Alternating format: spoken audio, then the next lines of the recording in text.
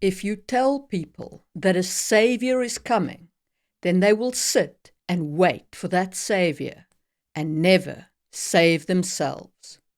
That is what Chani says in Dune Part 2 on the topic of Paul Atreides as the Lisan al-Gaib.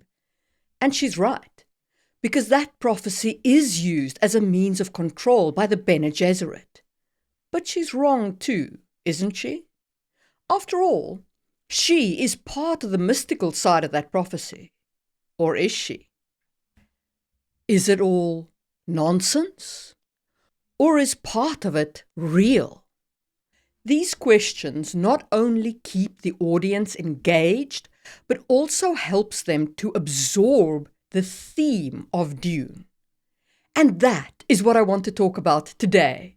Dune, Part 2, and how it used prophecy to tell a great story that gets its audience thinking.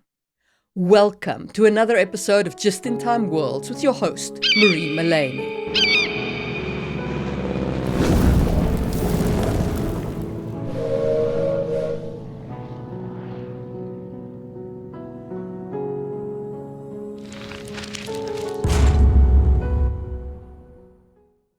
To understand why the prophecy of the Lisan al-Gaib worked so well, you have to understand the origin of this prophecy. In fact, this is important whenever you are crafting a prophecy in your own world. The origin of a prophecy is critical to the role it plays in the narrative. So, what is the origin of Herbert's prophecy? Herbert crafted the prophecy as a combination between age-old beliefs that have been transformed by the Missinora Protectiva of the Bene Gesserit. I'm not going to cover the Bene Gesserit in detail. I have made a video about them, which you can check out in the information card. But just as a brief recap, they are an all-female order that uses superhuman powers and genetic manipulation. Their goal is to guide humanity to a golden age of insight and stability, and part of this is the creation of a male Bene Gesserit, which they call the Kwisatz Haderach. I do, however, want to talk about the Missinora Protectiva here, because that is important to the prophecy. This program serves as a form of cultural and religious engineering, where the Bene Gesserit deliberately implant myths, legends, and prophecies within the belief systems of various societies across the galaxy. The core idea behind this long-term strategy is to lay a groundwork that the Bene Gesserit can manipulate for their own purposes at a future date, providing a safety net for their members or manipulating societal outcomes to their favor. These myths often include prophecies about messianic figures or saviors, priming populations to be receptive to manipulations by someone who appears to fulfill these prophesied roles. And they incorporate existing cultural elements from the local cultures, but they retain enough of the basic structure that a Bene Gesserit can simply insert herself into the prophecy and gain the protection of the people. In the case of Dune, this prophecy centers around a savior figure called Lisan al-Gaib, or the voice from the outer world, who will lead the people of Arrakis to a green paradise. The mother of the Lisan al-Gaib is said to be a reverend mother, and he will know the ways of the desert, even though he is not born of the desert. This foundation is critical for the narrative arc of Paul Atreides. The death of his father and his flight into the desert sees him step into a world that is primed for his rise. He knows the ways of the desert because he studied it at the behest of his father, Leto Atreides. His mother is a Bene Gesserit, and the Reverend Mother of Sietch Tabr is dying. So when Jessica takes her place, she's essentially fulfilling the prophecy. Basically, the people of Arrakis, the Fremen, shook the 8-ball of Dune, and all signs point to yes. But it's a manipulated yes. The Missinora Protectiva has weighted the 8-ball so that it will always come up yes. And that sets the stage for both Paul's reluctance and Chani's resistance.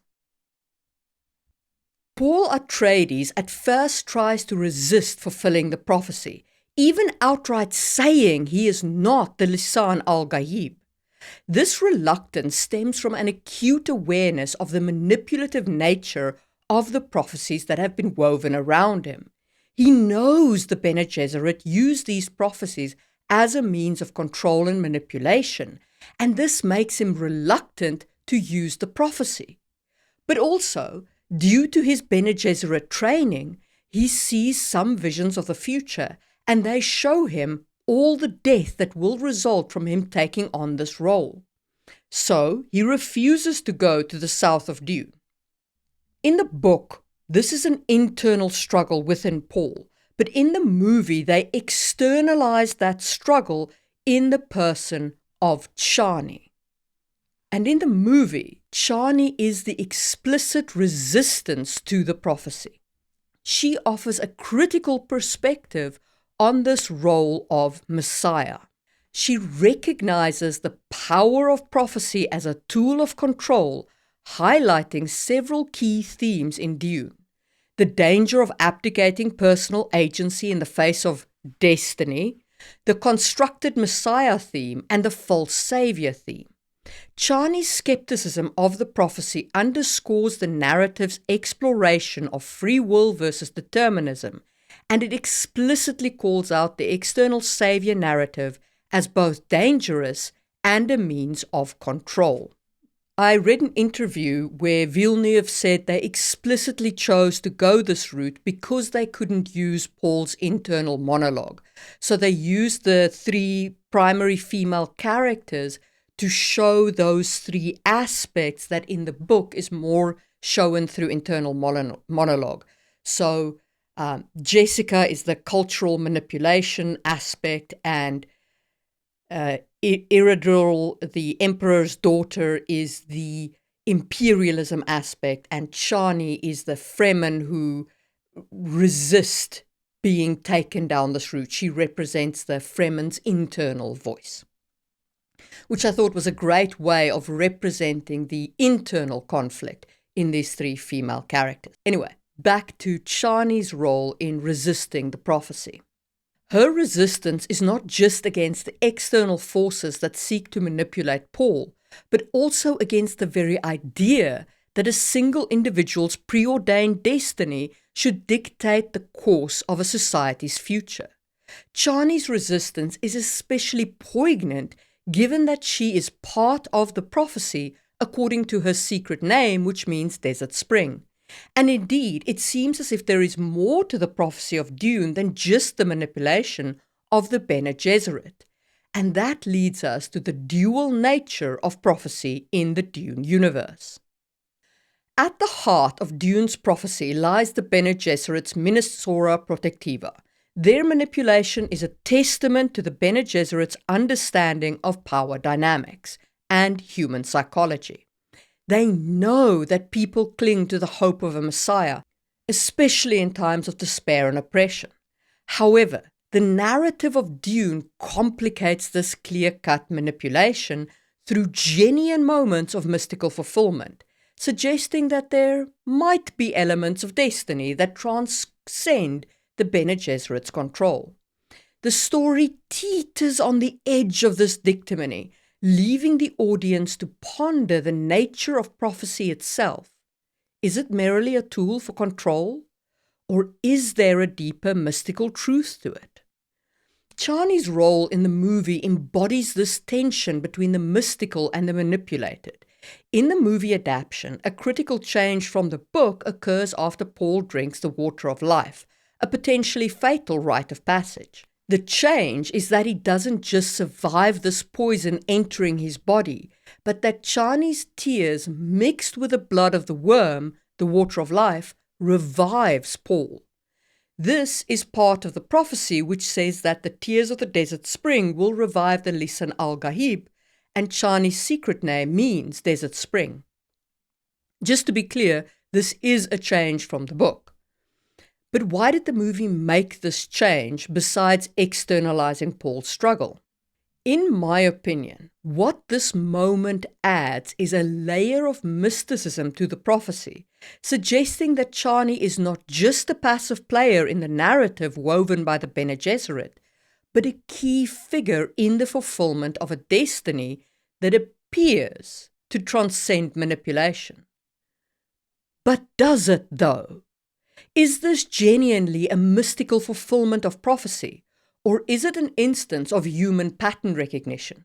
Would anyone else's tears have had the same chemical reaction to the poison and revived Paul? Do the audience and the Fremen ascribe significance to the events because they fit the narratives we want to believe? And that doubt keeps the Dune prophecy rich. It challenges the audience to reflect on the nature of destiny and free will, and the stories we tell ourselves to make sense of events. It raises compelling questions about the power of belief and its ability to shape reality. Do the prophecies come true because they are destined to? Or because characters like Paul and Chani consciously or unconsciously act in ways that fulfill them? The movie's adaptation, by adding elements like Chani's tears reviving Paul, underscores this debate. It invites viewers to question the reality they are presented with. Is the fulfillment of prophecy an indication of mystical truth, or is it the result of the character's belief in that prophecy, reinforced by our own desires to see patterns and meaning in the world around us? And that, to me, is the key to using prophecy well in world building. The art of prophecy lies in the thematic exploration it offers you. At the heart of it, one of Dune's major themes is that of the false savior and the constructed Messiah. And Herbert's prophecy explicitly supports that. We know as the audience that this is a constructed prophecy. We know its origins and the people who would use it, including Paul. After he wakes up from drinking the water of life, he knows that there are only a few paths forward where he triumphs over his enemies, and in all of them, he embraces the prophecy. So out of self-preservation, he chooses to become the Lisan al-Gaib. He's not really the prophesied one because there isn't a prophesied one. And he absolutely will use the Fremen to achieve his own ends. And yet, as the audience, we're still engaged. And that is because, in my opinion, there is that hint of mysticism and doubt. We can see how Stilgar and the fundamentalists get swept up in the narrative. We see Paul and Chani fulfilling steps of the prophecy, and we wonder, is it all bullshit? Or is there a larger narrative?